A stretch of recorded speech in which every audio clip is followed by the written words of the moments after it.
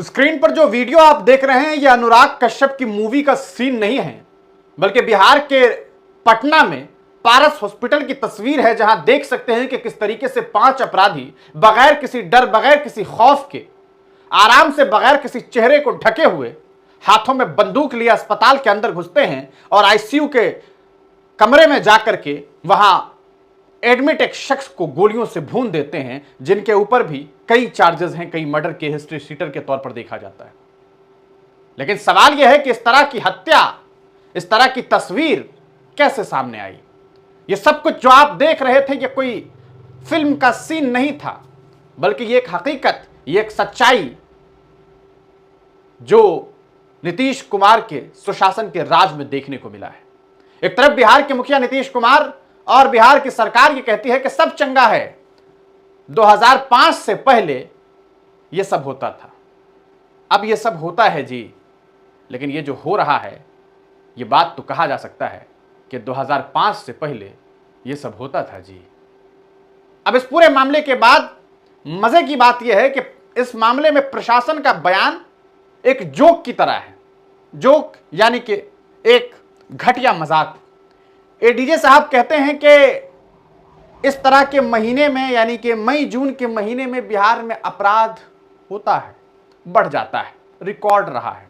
वजह यह है कि किसान अभी थोड़ा बिजी नहीं है, वो फ्री हैं। तो क्या किसान हत्या कर रहे हैं? जिसने यह हत्या की है वो किसान था। रूम नंबर 209 में जिस तरीके से घुस करके गोलियां चलाई गई है, क्या ये लोग किसान हैं? ये सोचने वाली बात। अब आप एनकाउंटर कर दें, आप सब कुछ कर दें इन अपराधियों का, लेकिन सवाल यह है कि इन अपराधियों की हिम्मत इतनी कैसे बढ़ गई? कहां से इतनी हिम्मत इन्हें मिली? कैसे? ये कितना घटिया और बेकार बयान था।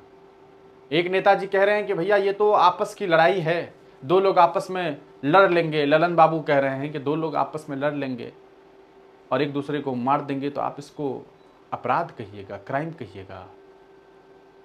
गजब ये लोग बोले जा रहे हैं कि भैया दो लोग बंदूक से एक दूसरे को गोली मार दिए तो उसमें आदमी का दोष है कि बंदूक का दोष है? बस इस तरह का बयान आना बाकी रह गया है। बिहार एक ऐसी जगह जो इन चीज़ों के लिए कम से कम नहीं जाना चाहिए था। लेकिन अफसोस, सद अफसोस।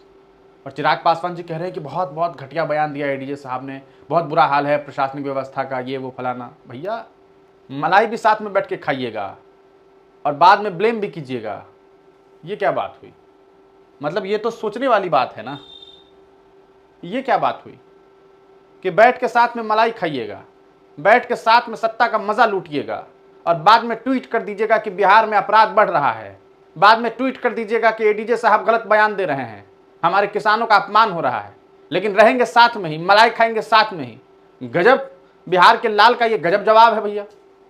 आप क्या सोचते हैं इन पूरे मामले पर? अपनी राय कमेंट सेक्शन में जरूर लिखिएगा। बहुत बहुत शुक्रिया।